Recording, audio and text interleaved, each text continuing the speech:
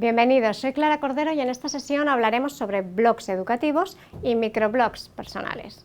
Durante esta sesión conoceremos más de cerca qué es un blog y un microblog y sus posibilidades tanto a nivel personal como educativo. Los objetivos para esta sesión son conocer qué es un blog y un microblog, explorar las diferencias entre ambos, analizar algunas de las principales herramientas para crearlos, fomentar su uso en diferentes niveles, tanto personal como educativo, y revisar terminología asociada a ellos. Un blog, también llamado weblog o bitácora, es un espacio creado digitalmente para generar contenidos propios con una periodicidad concreta y sobre una temática concreta, algo así como tu diario digital. Lo podemos encontrar que versen sobre arte, educación, sobre cocina, sobre actualidad. Cualquiera puede crear un blog, siempre que tenga un correo electrónico para darse de alta en alguna de las plataformas que se utilizan. Podemos aprovechar la versión gratuita y bastante completa que ofrecen plataformas como Blogger o Wix, o bien pagar por un dominio, que en nuestro blog se llame como queramos sin añadidos. Y un hosting que albergue nuestro blog ampliando las posibilidades de edición y maquetación de nuestro blog, como es el caso de WordPress. Características principales de un blog.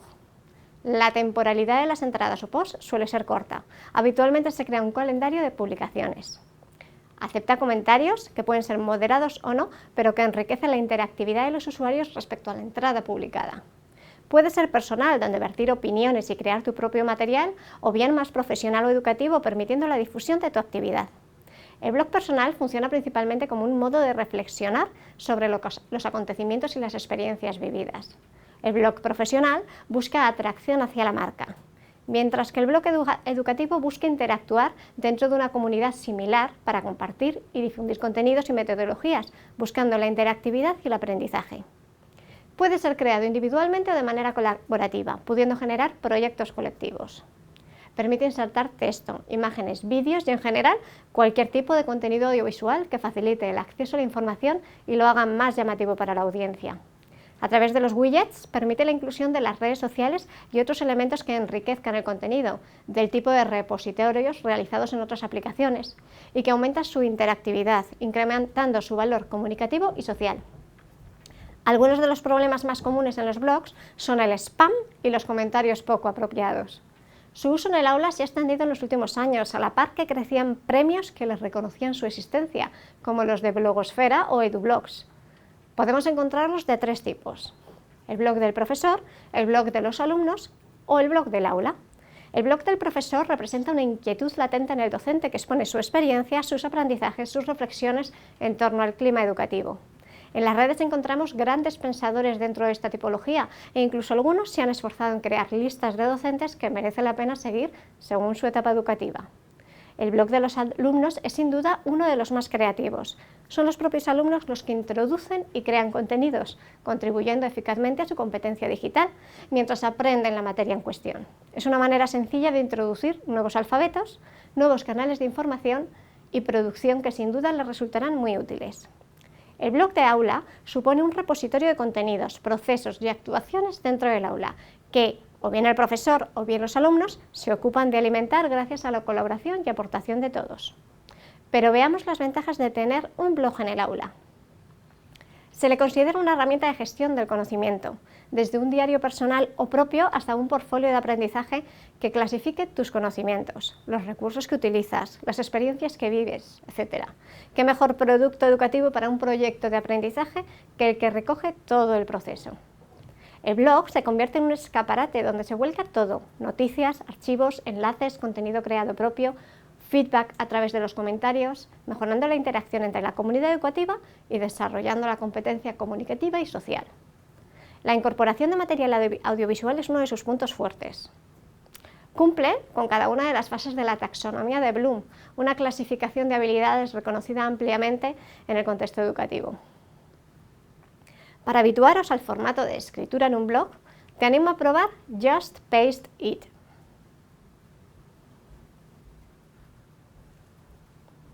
Veamos el uso pormenorizado de las plataformas más habituales. Comenzamos por Blogger. Para crear un blog en Blogger deberéis tener una cuenta en Google, iniciar sesión con ella y acudir a blogger.com. Elegir la opción de crear un blog. Los primeros pasos serán darle nombre al blog, tanto para el título del mismo como para el enlace que genere. y que debe estar disponible. Y por último, para elegir la plantilla. Podéis comenzar con la simple, ya que es algo que se puede modificar más adelante. En el panel general contáis con un menú lateral, que os muestra la visión general, que os ofrece una panorámica general de vuestro blog. Las entradas, desde donde podréis crear vuestras propias entradas. Simplemente seleccionar añadir entrada y empezar a escribir. Contamos con herramientas de escritura que dan formato al texto, que nos permiten ver el texto en forma escrita o en HTML. Y en el menú lateral nos permite incluir etiquetas, ubicación, una URL personalizada o automática para el post concreto, programar la entrada o incluso opciones de configuración de la misma. A nivel de aula es la parte que más se utiliza para introducir nuevos contenidos. También contáis con páginas, con las mismas herramientas que en las entradas, con la diferencia de que las páginas entran a formar parte de las pestañas del menú del blog. Cada página puede contener entradas. A nivel de aula se realiza una primera clasificación en función de la materia, generalmente donde categorizar las distintas entradas. Recuerda que debes elegir un gadget para añadir estas nuevas páginas y que se vean en el diseño del blog. Hay dos posibilidades de incluir páginas, unas estáticas que se alimentan de una información fija y otras dinámicas que se alimentan de enlaces externos. En el primer caso, las estáticas son útiles para dejar información relativa al proyecto que no necesite modificaciones. Las dinámicas, por su parte, son útiles para enlaces externos, que puedan resultar útiles para incluir otros recursos necesarios para alguna materia. Si queremos incluir entradas dentro de diferentes páginas para unificar la información relativa al mismo tema, habrá que usar el enlace externo a una etiqueta que las identifique para visualizarlas dentro de esa misma página. En cuanto a los comentarios, se trata del apartado donde leer y moderar, si es preciso, todos los comentarios que se generan en el blog. A nivel de aula es el lugar indicado para el feedback sobre los contenidos. Tenerlos todos en formato lista facilita las cosas. Luego tenemos las opciones de estadísticas, ingresos y campaña, que son apartados para utilizar el blog de una manera más profesional. Tenemos el apartado del diseño, que es el apartado que genera mayor motivación porque está directamente relacionado con la estética de tu blog. Desde aquí podrás añadir gadgets, apartados a la plantilla, de manera que luzca totalmente personalizada. Al pulsar sobre añadir gadget verás las opciones. La plantilla te permite elegir el tema de tu blog. Aunque hayamos elegido inicialmente uno, ahora podremos cambiarlo y con la facilidad de tener la vista previa disponible sobre el resultado, tanto a nivel de escritorio como de dispositivo. Dentro del tema que elijas también tienes opciones de personalización. Prueba con todas ellas hasta dar con lo que quieres. En cuanto a la configuración, en este apartado entran los elementos que conforman la parte interna del blog. El título, la descripción, la URL, el tipo de conexión. Se recomienda la terminada en S por ser más segura. Y los autores del blog, pudiendo añadir nuevos para proyectos colaborativos. Así como la audiencia a quien va dirigido, quizá interesante restringirlo al aula por ser contenidos de carácter privado. Otras opciones son el idioma, el email de contacto, la configuración de entradas, los comentarios y redes sociales, entre otros. Recordad que cada cambio que hagáis debéis guardarlo para no perderlo. Sus puntos fuertes para el aula son que es gratuito, que se puede empezar desde cero con pocos conocimientos, que es totalmente personalizable, se adapta a tus necesidades, puede ser un estupendo portfolio digital o diario de aprendizaje.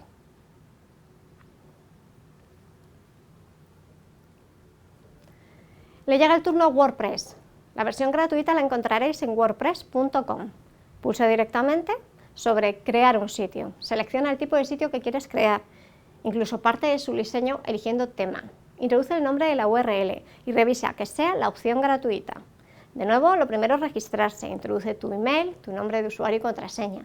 La mayoría de este tipo de servicios te pide confirmación de tu cuenta por correo, así que tendrás que revisar que te lo han enviado. A partir de aquí, cada vez que te logues en WordPress podrás ver un menú con nuevas opciones.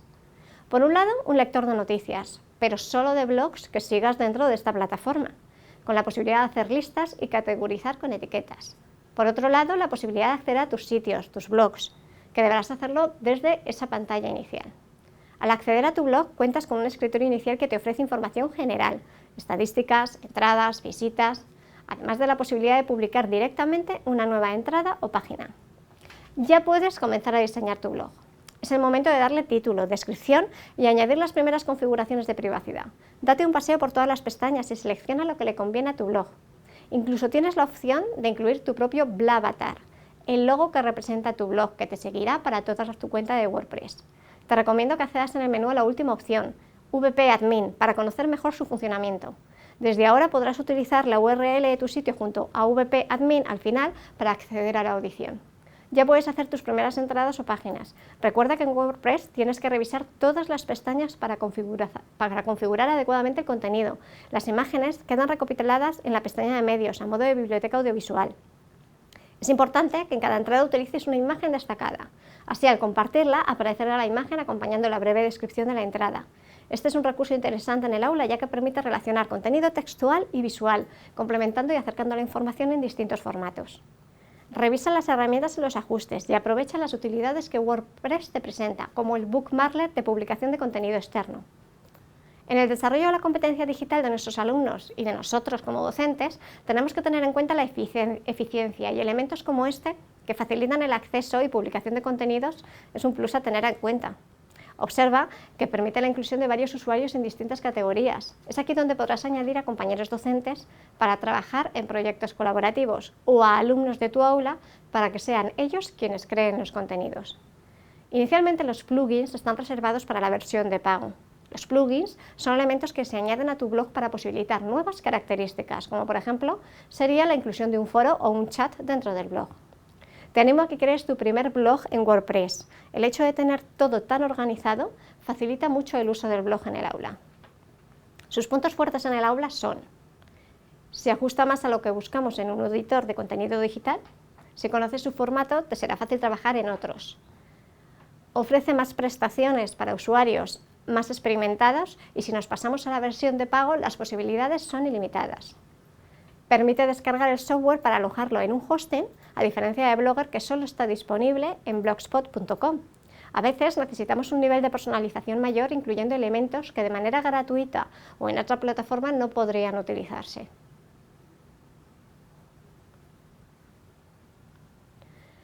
Por último, le llega el turno a Wix, probablemente el más atractivo, creativo y sencillo de los tres. Dirígete a wix.com y empieza ya a crear tu blog.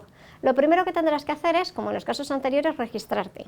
Lo llamativo de esta plataforma es sin duda su sistema drag and drop. Simplemente hay que arrastrar para colocar el contenido. En este caso deberéis registraros igualmente con vuestro correo electrónico y accederéis a un nuevo escritorio con varias acciones.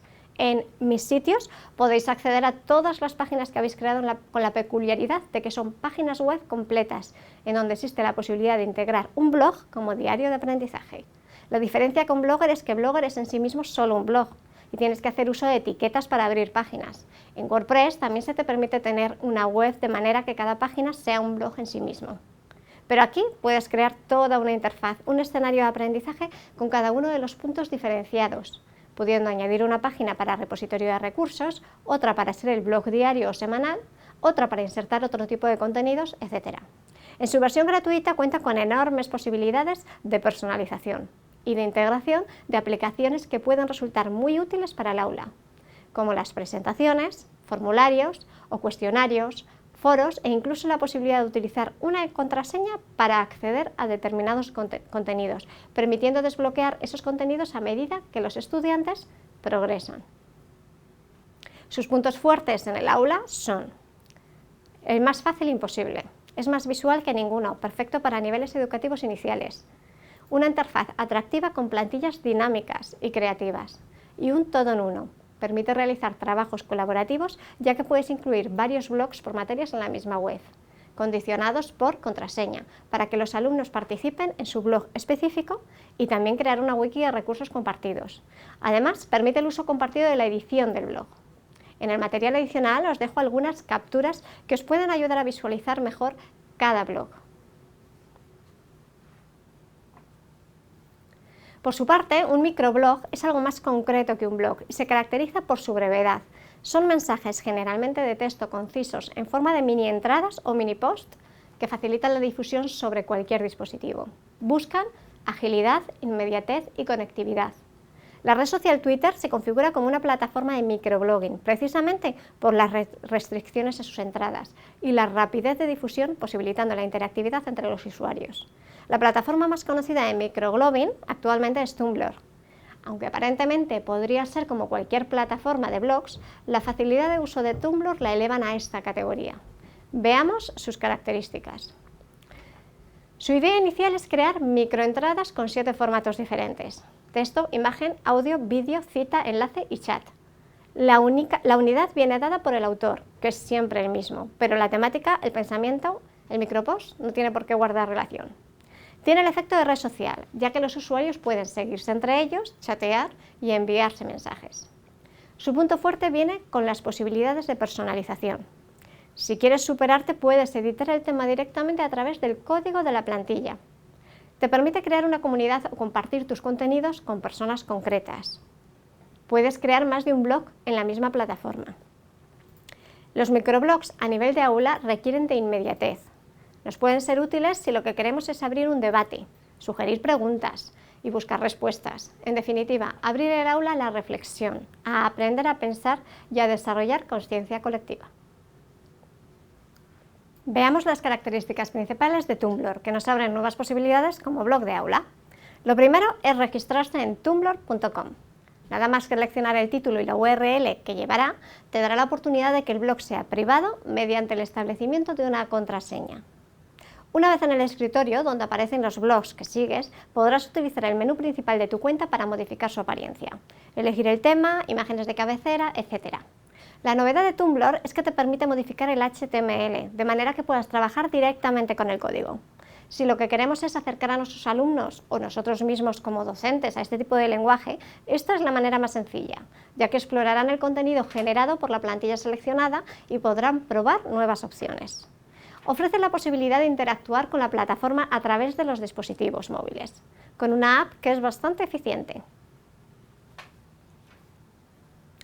La diferencia principal entre un blog y un microblog es, en primer lugar, su extensión, en segundo lugar, la premeditación y en tercer lugar, la temporalidad. Un blog requiere de un proceso de reflexión amplio que nos permita crear contenidos curados, filtrados y nuevos. El post en el blog perdura, se visita y revisita con el tiempo, sirve de diario. Un post en un microblog es fugaz y efímero, se comparte de manera inmediata y pasa de la existencia en las redes a un mar de mensajes donde o se viraliza o se pierde. Ya he comentado que la inclusión de la plantilla en formato HTML en los blogs habituales y en Tumblr en especial, con la posibilidad de edición de plantillas, nos abre el campo a un nuevo lenguaje que es importante comenzar a conocer. Vamos a repasar algunos de los lenguajes que nos influyen directamente en el cuerpo de una entrada en el blog. Los más habituales son el contenido audiovisual, los enlaces y los formatos de texto. Cuando hablamos de incluir contenido audiovisual en una entrada de un blog, tenemos la opción de enriquecerla con contenidos en formatos audiovisuales. Dependerá de la plataforma que utilicemos, podremos hacerlo desde su biblioteca de medios o directamente en el editor de texto, a través de la pestaña correspondiente en el menú, que sale como una imagen. Si acudimos a la versión de HTML de nuestro editor de la entrada, veremos algo así. Un signo con IMG de imagen, src igual, comillas, la URL de la imagen, y se cierran las comillas y el símbolo. Dependiendo de si le damos forma, por ejemplo, centrándola en el espacio o modificando manualmente su tamaño, el código cambiará añadiendo esas nuevas características. En el caso de un vídeo, podremos encontrarlo con un iframe, en donde está insertada la URL del vídeo. Y si hablamos de un enlace, directamente se utilizará ahref con la URL del enlace. Los formatos de texto más habituales son los que diferencian los párrafos y se sitúan en el espacio de edición, añadiendo la P de párrafo con el estilo que queremos hacerlo, por ejemplo, añado centrar, y dan forma a las fuentes tipográficas como la itálica o la negrita, EM para itálica, strong para negrita. ¿Conoces algún truquito más? Te animo a que lo compartas en las redes. Si quieres saber más de cómo personalizar tú mismo el código, revisa el material adicional y comienza a aprender, o bien introdúcelo en el modo visual del editor del blog y luego pásate al modo HTML para comprobar cómo queda. Al igual que el código, una serie de recursos fundamentales para que nuestro blog se llene de contenidos interesantes son los que vamos a ver ahora. Pasemos a ver, por ejemplo, en primer lugar, están los bancos de imágenes. Siempre necesitamos localizar una imagen que se corresponda con el contenido escrito de nuestro blog. Tenemos varias opciones, o bien subir una foto o imagen nuestra, o bien buscar en la red aquellas imágenes que han hecho otros, pero que nos permiten compartir. Este punto es fundamental atenderlo en función de la licencia que posee, para no infringir derechos de copyright. Os recomiendo visitar la web de Creative Commons para ver los tipos de licencias que existen, también para añadirlas a nuestros propios contenidos. Algunos repositorios donde encontrar imágenes libres son Flickr, Pixabay o Freepik. Recuerda revisar las condiciones para compartir la imagen y asegúrate de dar crédito a su autor. En segundo lugar tenemos los vídeos, repositorios como YouTube, Vimeo o TeacherTube. pueden resultarte muy interesantes como fuentes. También puedes crear tus propios vídeos, quizá para flipear el aula, acudiendo a los mismos que he comentado que también tienen funciones de edición de vídeo. Y en tercer lugar tenemos los widgets, aquellos elementos que enriquecen la estética de nuestro blog, generalmente situados en los márgenes del mismo y que al mismo tiempo nos proporcionan información de utilidad. Son, por ejemplo, los timelines de redes sociales, enlaces a blogs amigos o algún tipo de playlist de recursos. Algunas consideraciones previas que debemos tener en cuenta para utilizar un blog en el aula son las que vienen de la polémica en el uso de la tecnología frente al uso de la pedagogía. Tenemos que tener claro que no se debe utilizar un blog por la mera excusa de introducir la tecnología en el aula, sino como una herramienta que sirve a la pedagogía. Según el modelo TPACK, es importante reunir los tres tipos primarios de conocimiento para lograr una integración TIC eficaz. Por un lado la pedagogía, luego la tecnología y por último el contenido, aunque no va en orden de importancia, sino que se consideran todos por igual para lograr la unión de los tres en una perfecta combinación. Por su parte, atender a una integración progresiva de las TIC en el aula puede ser un buen comienzo tanto para docentes como para alumnos. Os proponemos seguir el modelo SAMR, que se asienta sobre dos niveles que permiten una integración paulatina de las TIC en el aula, primero como mejora y luego como transformación. Revisa el material adicional para aprender cómo. Finalizamos nuestra sesión blogs y microblogs y os planteo una reflexión. ¿Es importante acercarnos a la tecnología con el uso de blogs educativos para fomentar una nueva cultura digital?